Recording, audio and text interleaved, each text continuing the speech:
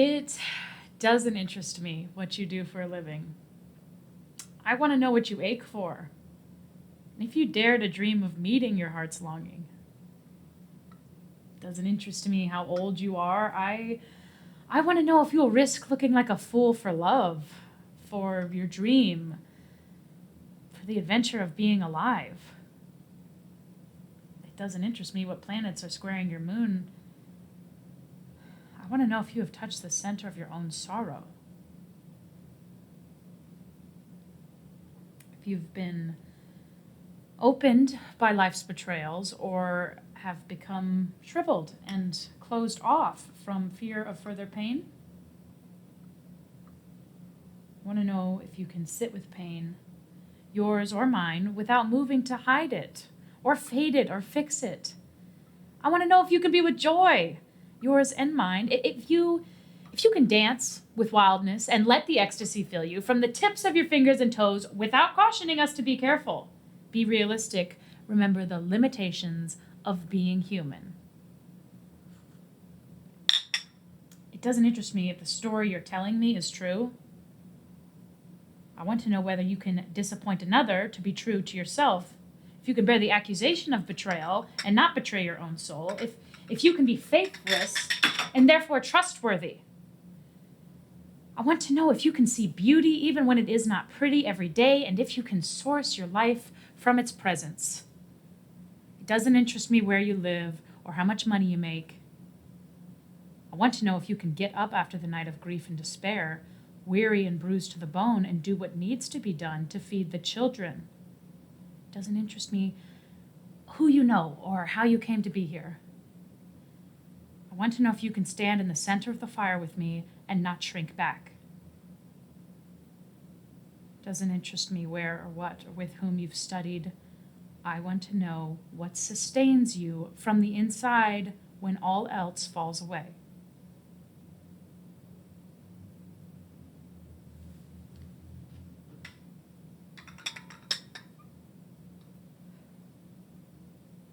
I want to know if you can be alone with yourself, and if you truly like the company you keep in the empty moments.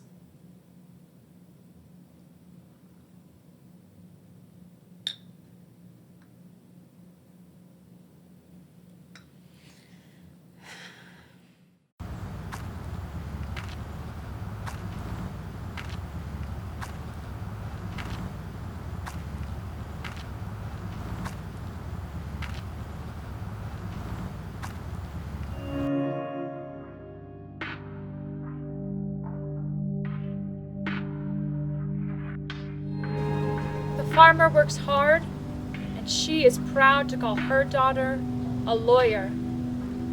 The lawyer works hard, and she is proud to call her daughter an artist.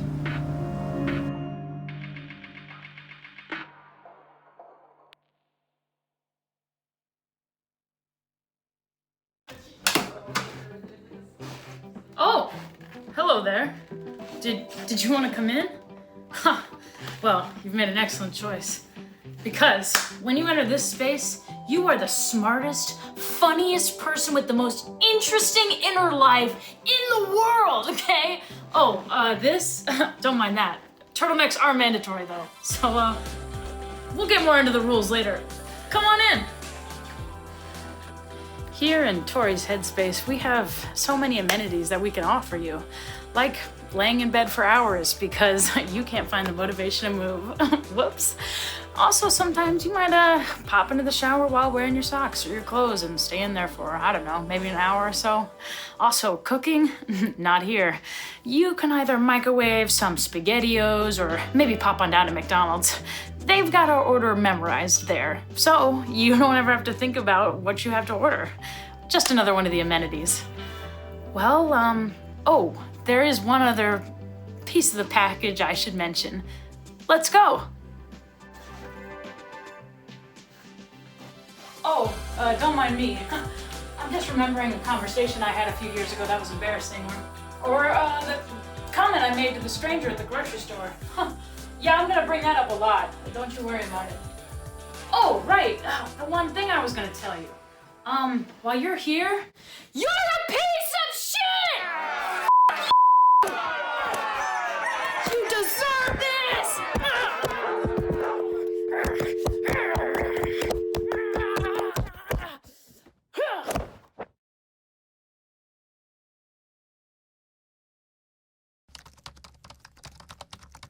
What's in a daydream? What's in a daydream? What's in a daydream? When every day seems to replay the same lame live stream on a screen. Does this email find me well? Health swell, as far as I can tell. Wash, rinse, repeat, and then arise and reprise it all again. My drive is lost. My eyes are crossed like arms inside a vest. I guess Einstein said it best. Insanity is repetition with the expectation Expectation Of a different result. Therefore, the fact that I can't fathom to imagine is my own fault. And then there was Slippery Rock, which is exactly what it sounds like. It was a downhill stream, and by stream I mean like an inch deep. But there were these large, mostly smooth rocks covered in moss. And when the moss got wet, it became slick. Slippery. And me and my brother would go and slide down them and clamber back up the rocks and slide back down again and again and again. And there were different tracks like skiing, Black Diamond, long, dangerous course, which got you going so fast you crashed into the tiny puddle below, usually without injury. It's maybe a 20, 40-foot stretch, and you could ride the whole thing or just pick a few of the gentle rocks. But no matter what, you'd get filthy, covered in slime, what you hoped comprised of moss and not cow manure. My grandfather's a cow rancher, not farmer. He's very particular about the language. Farmer is plants, rancher is livestock. Papa is a rancher and an asshole. But he would let me and Gus explore the wide tracts of his pastures. We played a game called Kids on the Run and pretended we were running away on some grand adventure. We were so close. We had a lot of games. And some were sick, like throwing baby dolls as hard as we could or cutting open stuffed animals to put firecrackers inside. Now that we're older, I don't know how to connect with him anymore. We don't play games or pretend or Kids on the Run. Now we're adults on antidepressants. But if we're both at Papa's ranch, we almost always visit Slippery Rock. But we usually don't go down. We're not invincible anymore.